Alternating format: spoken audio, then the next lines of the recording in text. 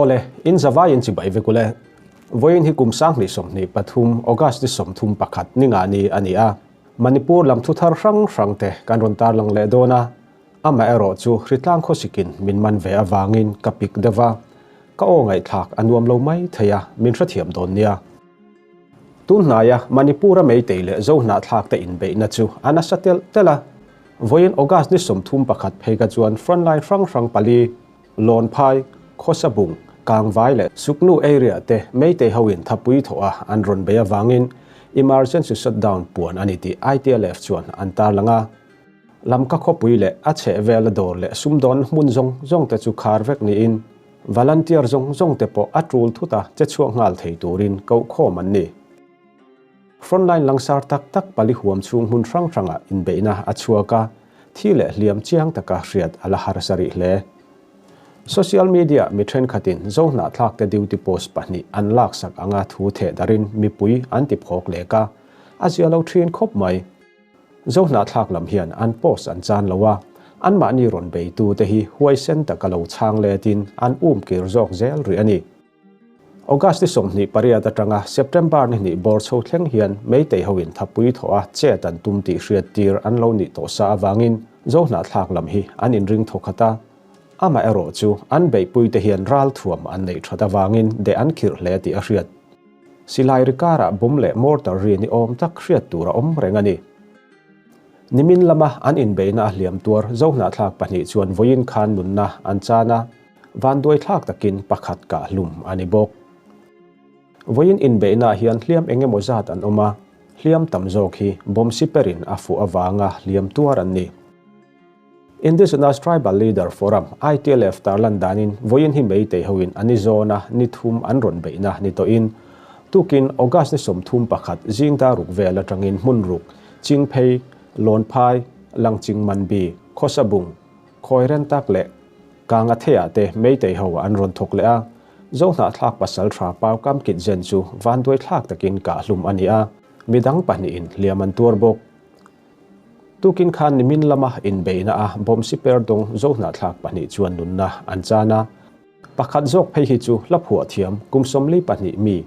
ls mong boy lungdim ni in tun thuman boina den chena lalar tak hei hi kan ramani lom ni ti phua tu ani nunna chan pakhat jok hi kumsom thum pakhat mi richard hem kholun guite ni in an ramle namveng him tura in pe volunteer ani pumang boy hi village volunteer ni in nimin khan manipur police commando le an helpol arambai tengol de chuan zona thlak khuwa an ron beile thuta an kho be tu te ne na an in ka na alua ka fu ni in a hliam hi ana hlea rang taka lamka district hospital panpui ani nuwa an khoi thei mai lo wangin guwahati panpui turati ani a tunang din huna guwahati kalngot thei ani lo wangin aizol thlen pui phota chumi nuwa guwahati panpui turani a lamka atanga aizol an ron pan mek lain ngo pakal tanga mizoram atanga manipur khopani na songtala a hliam tur lovin aboral ta ani pumang boy hian anu puile fapanga te akalsana afanu pakhat phei chuan tuna hian mizoram district khopui pakhat khozola polriat azirme kani hlaphua thiam ani na wangin pumang boy a thi na hian zohna thlak te angong na zuala tuntrum manipur buaina kai noya an hlasak la tak hei hi kan ramani lom ni ti phua tu ani awangot po in uya hlo zual le he hla hi buaina chua ma kumin mars hla a phu ani to nge ama soidanin zan khat chu tu inamo hlaphua sak tura angena wangin hlaphua tumin a in buat saya aril ruwa hla thu le hla thluk reng alu theilowa ti chuan beidong takin amuta a azing tho chu ati dan pa ngain atong traya atong trai zo chi achu he hla hi athu le athluk den aril ruwa aron lut ngala azia ngal chunga darkar khat po tling manglowa aphu zo ta der mayani pumang boy chuan he hla hi kan in pum khat na le kan tran rual na tura pathian in min pek liau ni in ka ria nam in pum khat na hla ani awangin mi pakhat chawin an sak arem lawa nam tin atanga zai thiam te sakatan kati ani ati lamka le ache vela zohna thlak nam rang zai thiam ten recording ti in an sahova a video an siam nu reivak lawa manipura buaina achuaka larzui viauma se nam tin atanga ruai tu te release tir atumero ati mantalovani ama hi musician ni in lamka recording studio aneya h lal thakima hlasak in thren thei kan ni lo ti po hi aphu ani nge tun truma mei te ho an ron chet le vak chan hi thren khat chuan tlang mi hruai tu te le india sarkar lai pui hruai tu te an in bemek an du lo wanga an ngaya thren khatero chuan an kut pakhat lo thleng tu rata na kong an sial lok na ni in an ngai ve thung mei te ho hian kumtinin september chol kar tir lama chingkhat pa an ti mai tlang lon kut an mang thina chu tiang huna chuan zo na thlak lamin an lu mek thang tling tlanga lonin in ti hlimna hun an nei thin hetlang hi tun ma atanga mun in chu lo ni to in zo na thlak lam hian an kei pui sa hawa kut manga lon tu te po in zo na thlak duty te phalna an lak masak angai thin kumina po he an kut poimo tak hi man ngei tuma ma la in an kong dal tu he mun lu mek tu zo na thlak volunteer te hi lo then fai lok an tum ni in an ring ani tun hnaya avoi khatna na frontline a fe chuak mizo village volunteer te omna laya tak chuan in ka ana athleng lo na in tuna an in beina mun te hi an omna atangin a han hlalawa silai ri le bomri thlengin an hretheya an omna mun atang hian mei te ho tran mun engemaw zat mu phakin van duai thut thei be tok thut thei an ni awangin in ring renga om turin hriat tir an ni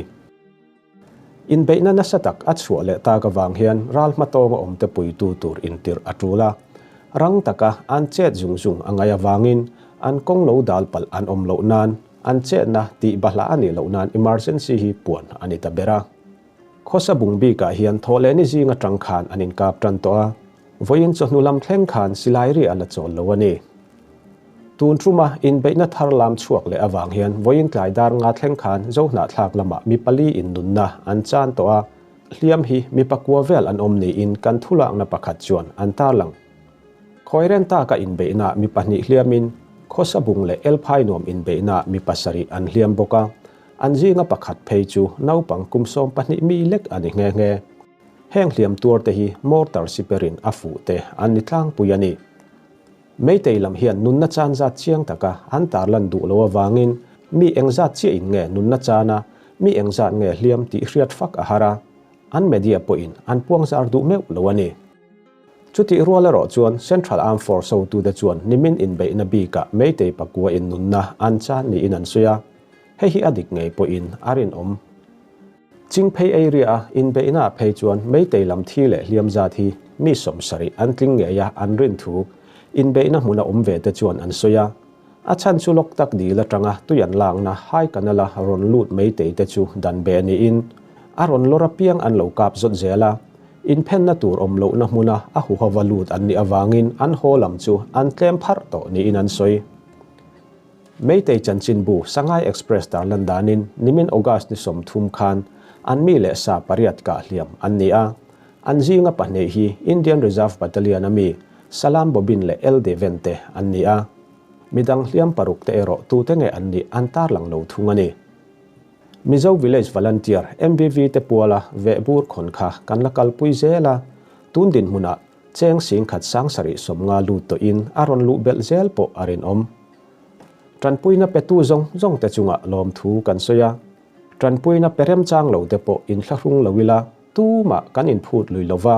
kan rem chan ang zelin kan petrin don ania tuna chuan lamka om zo na thlak hruai tu pakhat report lo ngai thladon to ila enge report han tar lan tur update kan nei tak le chan sin chiang zo perfect lo ma ke hian man to in kana chungchang vel hi a front line in ka atel ho ani lo hi chon mo ke ni office lama rel tu ang dewa IPLF 2 kanya enge mo zat chu kan detail lu tu hi chon in kan hello thina mo nimin kha chon in kana kha aturu khop mai voin po ani thau voin chu munlia in kana don tok chua ka mo ma seng amun kha cha mun pa ngai ang deu hlek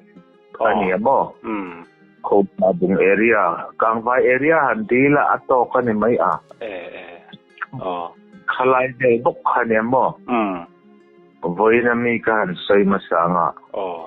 an ron kal po kha an tam khop maya mo kha ra la chang po kha nin an motor ron kal enga mo po kha an mu ai mu thei che ka wang kha nin front line na kan volunteer ho po kha an lao thong deu le ka tan pui chu kha an ron au chu la mo kha arrangement kha anan siam soka ka na chu an tan an chamaya mani nan ron kap masa chuan kan tlangwal rol te khan an kap len te amo chuan a silai ringot kha chuan ti thei tak takan nei chuang lawa a than chu an hoisen lawa han ti mai la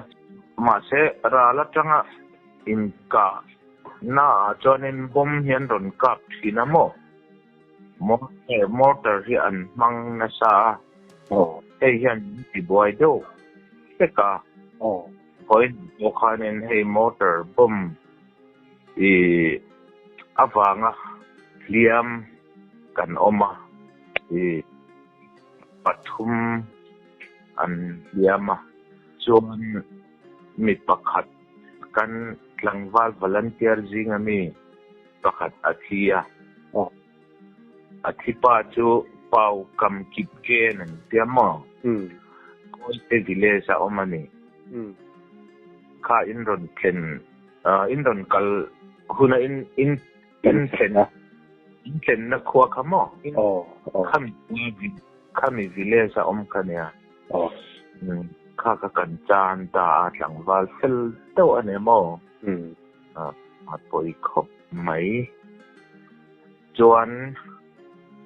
tu na tak hianin ka na chu athom chu avoi khat re lai ane mo mi leng ani deu ber chu in ka na chu at mani lam kha chu engzat nge in en yan dia mati kha tun ti chone report kan na dong lo mo a thi chu om nol tura chon kan ngai in de kana saboka nimina mi kha in kana a liam pani te kha voi antia khang tenen khanin voin chumi thi pathum kan nei ti na nei chu ja tlangwal engtin nge malam kan pan zel don ti chu a soi thei lova chuan khatia in ka na aron thlen ta ka khanin reinforce tur kha khopui chunga changa volunteer han kalna tur kong pui jong song kha shut down na ni lo wangin ni puyan khat de ka motor nen khanin sam na sal wangin thil khat du angin thilati thei lo awang khanin IPLF kha emergency in shut down kha kan han puang ta topa kong du anga kan kalkong kha kan man theinan ani deuh bera subject bera chuma ani re suknu khanin in beina thleng thoen suknu lam kha chu tin dap chona thleng lo ania an soyama se asuknu lam kan volunteer ho po kha ka han dia amo na in ka na chu a om lo e an ron ti amo di ani le ni min in beina hai kanal che vela kan mei te ho an thina savia wang a ti vel kha ma kan kai mei te ho chi hi mo an mani lampo hianin anin report lova an volunteer underground lam chi phei hi chu an report pak lova mo chuan keni ina kan siat thei dan chu army officer ho han ti mai ila a infal lam mai te ho lama om te report te hi kan dong na adikema lovem ti po ke ni chon kan chiang che lo ma se mani ka chon pakwa an thien ron ti mo chu diktura chon kan nga ya som pasari an liam an tian min khan mo cho nên lệ tuôn chúng in bị nó chua cả hiện atlang mi làm dâu là thạc lama miệng giạt nghe cha na yam tuar ti kha asut thie kasiat dana cho nên mi panga der chon ni to chu voin le niminami chu mo pian na vak lo te aliam na deu te chu kha niminami chu mi pani mang boy a le richa ta kha voin an thia mo voin an thi ka ti mayang chu khuta ai zo nam doctor ron pan puyan tuma ma se an don thleng man talo ni kha konga an thi athita apakat khamo song kalbula borang kha mo an don khurlet le voin juratan puran ron tling le kha tenen khanin an vai kha chonin voina mi thi kan nei chu pathum mani tu gari choninถ้าเตียงไม่เตะเขารอนเจเลตูฟังปูรวกไปครับมันโคตรโดนเต้นเลยฮิชูกันริงเร่ง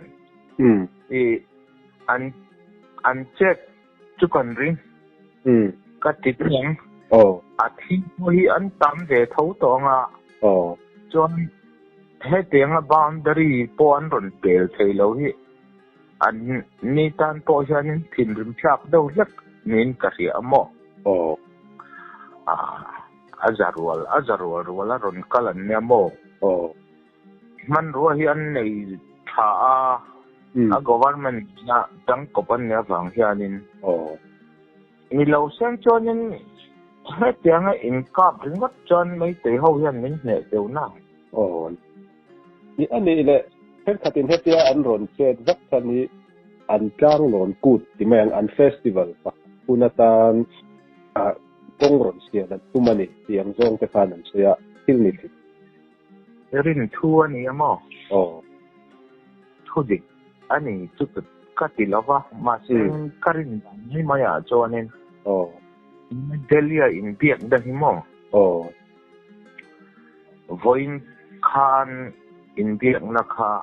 kan huay tu te han tibay la yen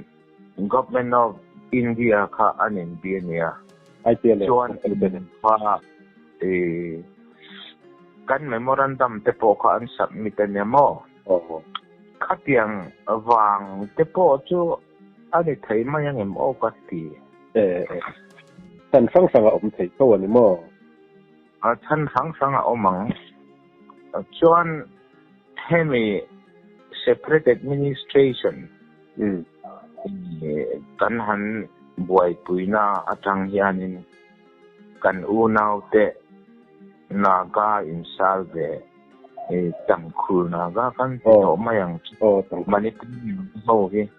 heng ho hian min object na sa khopa achu nga po khanin mai te ho ne na tang kopa ron maron lak mai tur om khanan langa mani khanin army ho nan man kha nei te ho ne na an kha an mani zi ngami manipur na ka pakhat po kha tel ve amo khami chungchang khanin nagaland lama englo ho kha naga ho kha an thinrim khop maya mani po khanin press release an ron so manipur naga ho phala da ne an lung oi lo khopa mo chu an mani in kara po hianin thu khat in an kal lo anin support ton lo ni ti chu chiang khopa mo chu tun tum kan bu na boro khar deuh hlek ka han soi ni chu a thei chuanin nak tu po hian school jong chu khar tek kan tuma mo a chan chu hei teng ang boro nge kan tong don ti kha a soi thei si lo wangin tu ka chu tong chu khar la kai lo mai se ti kha kan du dan ITLF chuan mo chuan patni na chuanin fake news si atam khop mayamo hemi boy na densen yanin tu na ITLF le join in P council in car te po hi boy le ang hian an soi thina boy ni tleng hi chuan ITLF kal kong a hian in an kan malak na hian join in P council hi ala in rol lo sim chuan thu chua po ala siam lawa ke mani in car a hian chu mi then khat hian fake in kan in car bo ro ti chetur ang deuh hian eng mo hi an cho amo the hi thu dika lo ti khan tu amo eng mo til alo omani don chonin ti join in P council tenen chonin kan in bethe renga chu po chu man ni lo kan siam anya in thurul na thajo pa theina turin tia join in P khachu kan binan yamo kang puk pi kotu oma surachan sura ITLF oma morelama teknopa lama HTC antia khang zong kha engamo platform hi afang ang hianin oma khami athaya di chuanin engtin nge malam zel chu sum to na nen khanin in pui pali te kha joint meeting kan neya chu marin pui MPC kin P zomi council khata khanin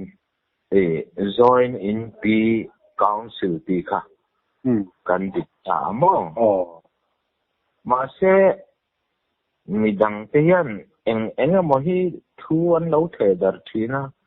kan in ta hi chan voi mi thleng hian in siat thiam lo na eng mo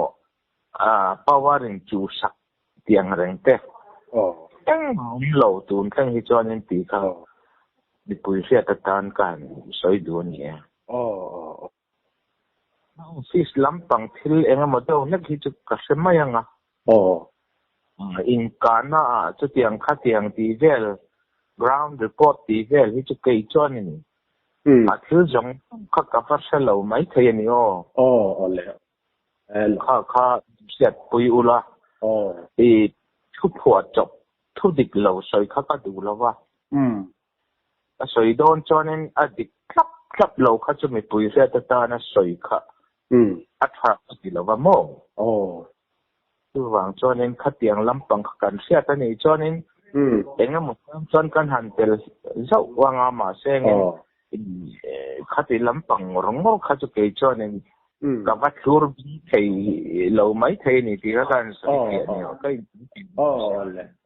le lu tu chon berat Mizoram YouTuber te hi ka han soi mayanga ka khop maya jandar som panidar khatleng po hianin biak thei hianin ompurenga tuna kan boina hi chonin aril ru le tharau takin min ngai to ni ti hi kan chiang thawin ka sia voin po khan ITLF steering meeting na po kan soi no la yang khopian bin lo mangai ani mo ti kha kan soi cho ka bo palom de sum le pai enga momin chan pui na hi chu soi se na ni lo lom thu po hi soi se na ni lo ma sen ke mai na kan soi du ber chu YouTuber te hian atua po ni se in kaiwa thak eboni le ka ti mai ya chu dar khat tlang dar som pa tlang keng po hianin i han biak thei tur hian in om reng hi mak ka ti zo kamo kan falam hi achianin min kai hruaianga min kai hruai zelanga chum kan boina po hi kei maril ru chungril dik taka chonin mi fring atanga chok ani hi karing lawa บัดเฮียนทิลรวดอาหุนอาเทนโดนะทิลรวดนี่ก็เสร็จแล้วเจ้าฟ้าที่ถูกไงกันนี่ไก่อินไก่คม